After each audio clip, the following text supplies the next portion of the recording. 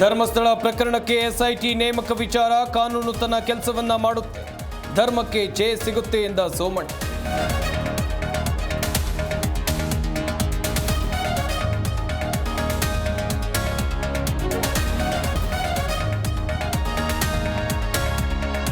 ಮುಖ್ಯಮಂತ್ರಿ ಸಿದ್ದರಾಮಯ್ಯ ಸ್ವಾರ್ಥ ರಾಜಕಾರಣಿ, ಡಿಕೆಶಿಗೆ ಸಿಎಂ ಸ್ಥಾನ ಬಿಟ್ಟುಕೊಡಲಿ, ಮೊಳಕಾಲ್ಮೂರು ಮಾಜಿ ಶಾಸಕ ತಿಪ್ಪೇಸ್ವಾಮಿ ಆಗ್ರಹ.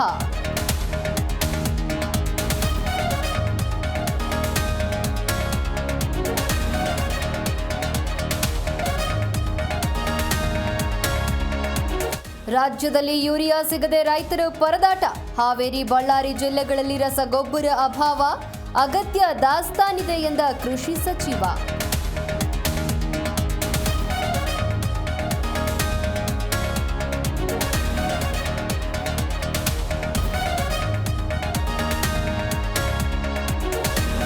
ಕೆಲಸ ಮಾಡಿಕೊಡೋಕೆ 50,000ಕ್ಕೆ ಲಂಚಕ್ಕೆ ಬೇಡಿಕೆ. ಮಂಡ್ಯದ ಟೌನ್ ಪ್ಲಾನಿಂಗ್ ಕಚೇರಿ ಮೇಲೆ ಲೋಕಾದಾಳಿ. ಲಂಚ ಸ್ವೀಕರಿಸುವಾಗ 3 ಲೋಕ ಬಲೆಗೆ.